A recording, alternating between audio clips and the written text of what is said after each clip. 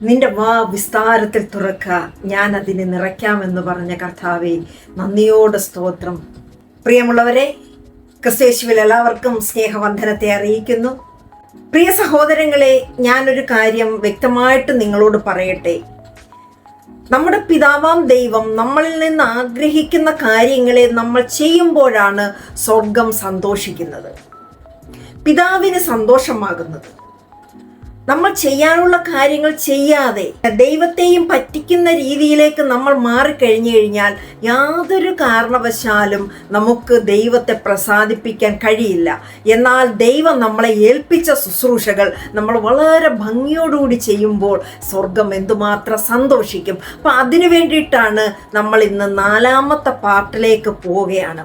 നിങ്ങൾ ഈ സത്യങ്ങൾ മനസ്സിലാക്കണം. സത്യം നിങ്ങളെ സ്വതന്ത്രരാക്കും. കർത്താവായ യേശു ക്രിസ്തു ഈ ഈ സംസാരിക്കുന്നതിൻ്റെ മർമ്മങ്ങളെ നിങ്ങൾക്ക് തുറന്നു തരും. നിങ്ങൾ വിശ്വാസത്തോടുകൂടി ഇതിനെ ഏറ്റെടുക്കുകയും നിങ്ങൾ ഇതനുസരിക്കാനും തയ്യാറായാൽ ദൈവം നിങ്ങളിലൂടെ വൻ കാര്യങ്ങളെ ചെയ്യുവാനിടയാകും. അതിനായി സർവേശ്വരൻ നിങ്ങളെ അനുഗ്രഹിക്കട്ടെ. നിങ്ങളുടെ ബുദ്ധിമണ്ഡലങ്ങളെ തുറന്ന് നിങ്ങൾ ആത്മാവിൽ നിറഞ്ഞ് ഈ 4ാമത്തെ പാർട്ടിനെ കേൾക്കുവാൻ വേണ്ടിയിട്ട് ഞാൻ ഓർപ്പിച്ചുകൊണ്ട് അതിലേക്ക് കടക്കുകയാണ്. പഴയ നിയമത്തിലെ ശക്തരായിട്ടുള്ള സ്ത്രീകളെ കുറിച്ചാണ്.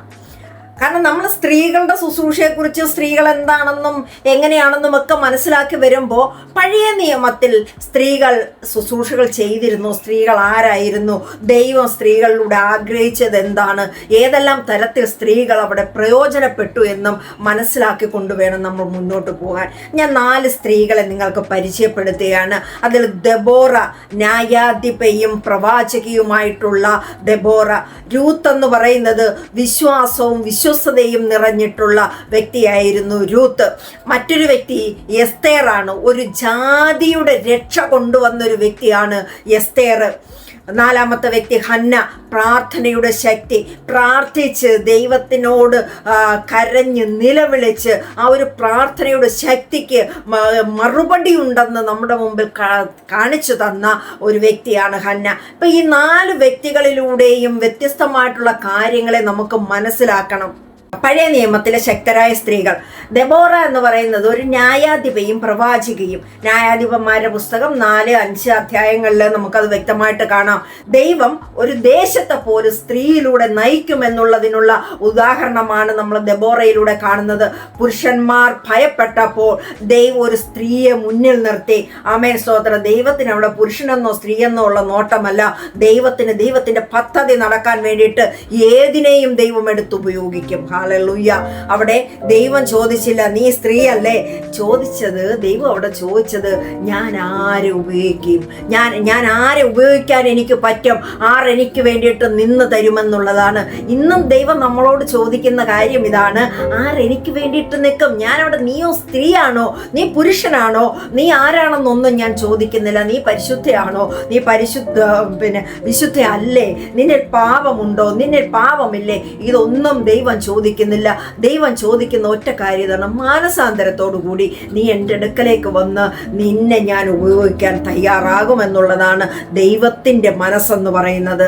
അവിടെ ദൈവം അവിടെ ദെബോറയെ വെച്ച് ആ ഒരു യുദ്ധം ചെയ്തു കഴിഞ്ഞപ്പോൾ യുദ്ധത്തിൽ ജയം സംഭവിക്കുകയും ആ ഒരു ദേശത്തിന് 40 വർഷം സമാധാനമായിട്ട് ആ ഒരു ദേശം മുന്നോട്ട് പോവുകയും ചെയ്തു. ഹല്ലേലൂയ. അപ്പൊ ദൈവം തിരഞ്ഞെടുത്ത ഒരു സ്ത്രീയിലൂടെ ഒരു ദേശത്തെ പോലെ നയിക്കുവാൻ വേണ്ടിയിട്ട് ദൈവം സ്ത്രീയെ തിരഞ്ഞെടുത്തു. നമ്മൾ ധാരാളം ആൾക്കാർ പ്രസംഗിച്ചൊക്കെ നമ്മളിത് കേട്ടിട്ടുണ്ടല്ലോ. അത് ദെബോറയ്ക്ക് മാത്രമേ പറ്റൂ എന്ന് നമ്മൾ ചിന്തിക്കുന്നുണ്ടെങ്കിൽ തെറ്റാണ്.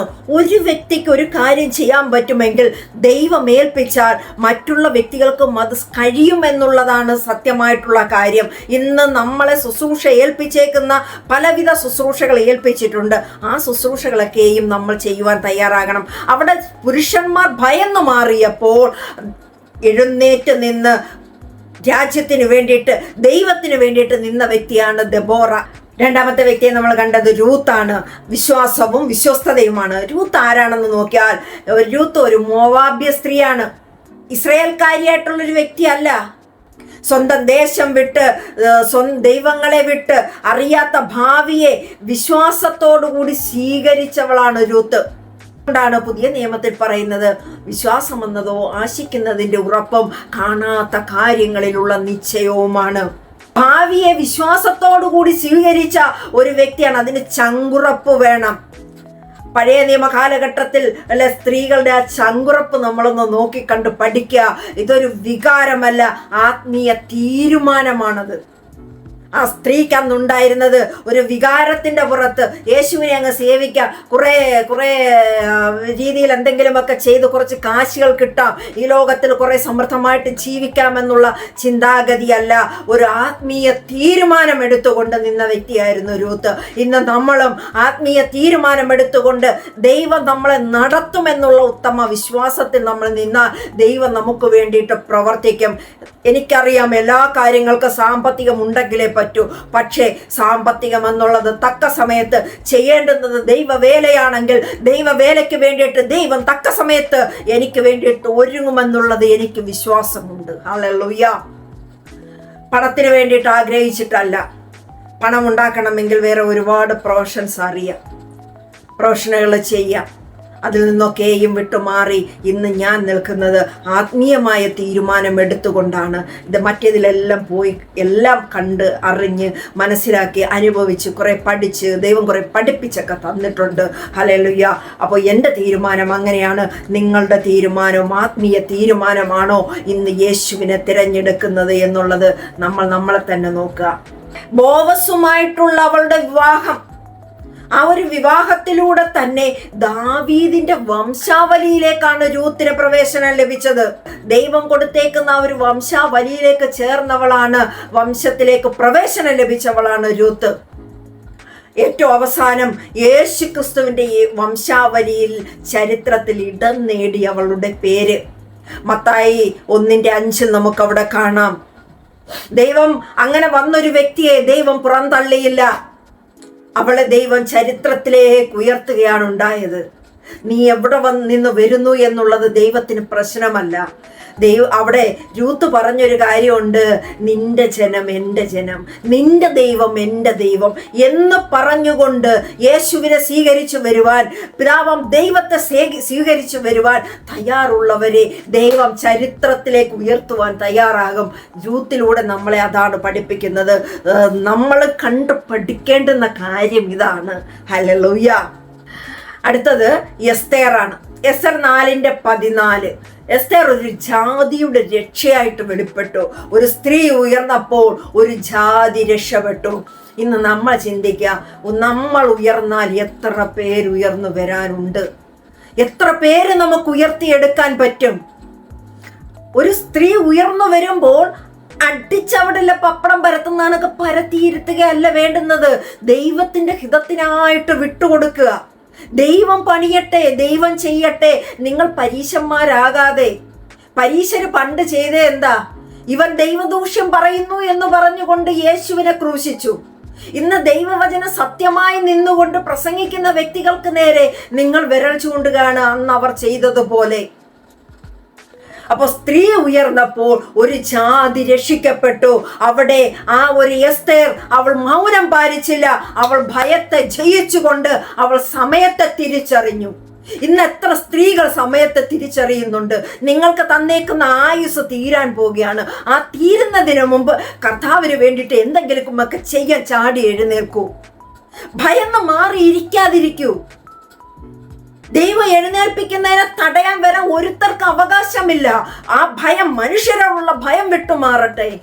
ഹല്ലേലൂയ. ഈ ഒരു തരത്തിലേക്ക് എത്തുവാൻ വേണ്ടിയിട്ടാണ് അവിടെ എസ്തേറിന്റെ രാജ്യസ്ഥാനത്തേക്ക് ഒരു ജാതിയെ രക്ഷപ്പെടുത്താൻ വേണ്ടിയിട്ട്, ഒരു സമൂഹത്തെ രക്ഷപ്പെടുത്താൻ വേണ്ടിയിട്ട് എസ്തേറിനെ എഴുന്നേൽപ്പിച്ചെങ്കിൽ ഇന്ന് ചില സ്ത്രീകളെ ദൈവം എഴുന്നേൽപ്പിക്കാൻ പോവുകയാണ്. സ്ത്രീകളെ എഴുന്നേൽപ്പിക്കുക. അവിടെ ചില രാജ്യസ്ഥാനങ്ങളിലേക്ക് ദൈവം മാറ്റാൻ പോവുകയാണ്. അതായത് അധികാരത്തിന്റെ ചില ശുശ്രൂഷകൾ തന്നുകൊണ്ട് ദൈവം എഴുന്നേൽപ്പിക്കാൻ പോവുകയാണ്. ചില സ്ത്രീകൾ എഴുന്നേൽക്കുമ്പോൾ നാശത്തിലേക്ക് പോകുന്ന വിധികൾ മാറി വരാൻ തയ്യാറാകും. എസ്തേർ ഇവിടെ എഴുന്നേറ്റപ്പോൾ സംഭവിച്ചതുപോലെ ചില വിധികൾ മാറി വരാൻ തയ്യാറാകും. ദൈവത്തിന്റെ ജനത്തിന് ജീവൻ ലഭിക്കും, ഒരു പുതുജീവൻ ലഭിക്കും. പാരമ്പര്യമൊക്കെ ഉടഞ്ഞു മാറട്ടെ യേശുവിന്റെ നാമത്തിൽ. ആമേൻ, സ്തോത്രം. നമ്മൾ ഒരു ജനത്തിന് ജീവൻ ലഭിക്കാൻ വേണ്ടിയിട്ട്, യേശുവിൻ്റെ ജീവൻ ലഭിക്കാൻ വേണ്ടിയിട്ട് ആ ഒരു ആത്മാവിൻ്റെ തീഷ്ണതയിൽ, അത് ഇന്ന സമയത്തൊക്കെ ആത്മാവിൻ്റെ കൃപ വരുമെന്നൊന്നുമില്ല. ചിലപ്പോൾ സംസാരിച്ചു കൊണ്ടിരിക്കുന്ന സമയത്ത് അഭിഷേകത്താൽ നിറഞ്ഞു വാവിട്ട് നിലവിളിക്കുന്ന അവസരങ്ങൾ എനിക്കുണ്ട്. ഹല്ലേലൂയ. അത് ഞാൻ എൻ്റെ സാക്ഷ്യമാണ് ഞാൻ പറയുന്നത്.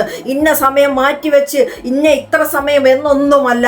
ചിലപ്പോൾ ദൈവത്തിൻ്റെ വചനങ്ങളെ സംസാരിച്ചു കൊണ്ടിരിക്കുമ്പോൾ, നാം വായിച്ചു കൊണ്ടിരിക്കുമ്പോൾ, പഠിച്ചു കൊണ്ടിരിക്കുമ്പോൾ, ഇങ്ങനെയൊക്കെ ഇരിക്കുന്ന സമയത്ത് അഭിഷേകത്തിൻ്റെ കൃപ നിറഞ്ഞ്, ഹല്ലേലൂയ, സ്തോത്രം, ആ ഒരു കാലഘട്ടത്തിലേക്ക്, പഴയ ആ ഒരു കാലഘട്ടത്തിലേക്ക് പലപ്പോഴും എനിക്ക് പോകുവാൻ സാധിക്കുന്നുണ്ട്. ഇന്ന് നിങ്ങൾക്കും ആ ഒരു അഭിഷേകത്തിൻ്റെ നിറവുകളിലേക്ക് പോകാൻ സാധിക്കട്ടെ എന്നാണ് ഞാൻ ദൈവത്തോട് പ്രാർത്ഥിക്കുന്നത്. നിങ്ങൾക്കത് ഇല്ല എന്നല്ല ഞാൻ പറയുന്നത്. ആത്മാവിൻ്റെ ഒരു നിറവ്, ഹല്ലേലൂയ, ആ നിറവ് സകല ഭയത്തെയും പുറത്താക്കും. ഹല്ലേലൂയ. അപ്പോൾ സ്ത്രീ നേതൃത്വം ഏറ്റെടുക്കുമ്പോൾ ചില വിധികൾ മാറി വരും. നിങ്ങൾ നോക്കിക്കോ, സ്ത്രീകൾ നേതൃത്വം ഏറ്റെടുക്കാൻ തയ്യാറായി മുന്നോട്ട് വന്നാൽ ചില വിധികൾ മാറി വരും. ചില ഉണർവുകൾ, വലിയ വലിയ ഉണർവുകൾ നടക്കും. ഹല്ലേലൂയ.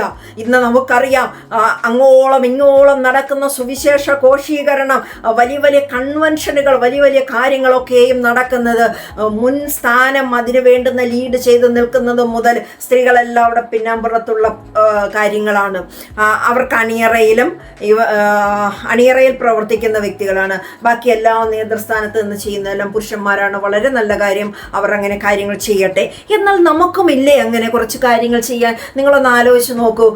സ്ത്രീകളാൽ നയിക്കപ്പെടുന്ന സുവിശേഷ ഘോഷണങ്ങൾ, സ്ത്രീകളാൽ നയിക്കപ്പെടുന്ന വലിയ വലിയ കൺവെൻഷനുകൾ, അവിടെ പ്രസംഗിക്കുന്നതൊക്കെയും സ്ത്രീകൾ പലപ്പോഴും ഞാൻ ശ്രദ്ധിച്ചിട്ടുണ്ട്.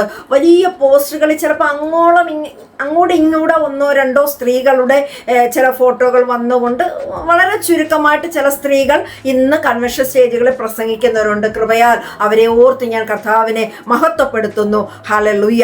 എന്നാൽ ഒന്ന് ആലോചിച്ച് നോക്കി, ആ നിറഞ്ഞിരിക്കുന്ന ഫ്ലെക്സ് ബോർഡുകളിൽ അല്ലെങ്കിൽ ആ നോട്ടീസ് ബോർഡുകളിലൊക്കെ സ്ത്രീകളുടെ പേരുകൾ നിറഞ്ഞു നിന്നുകൊണ്ട് അവരിലൂടെ കർത്താവ് പ്രവർത്തിക്കുന്ന, കർത്താവിൻ്റെ ആ ഇഷ്ടം നടപ്പാക്കുന്നതൊക്കെ ഞാൻ ഇങ്ങനെ ദർശനം കാണാറുണ്ട്. ഹല്ലേലൂയ.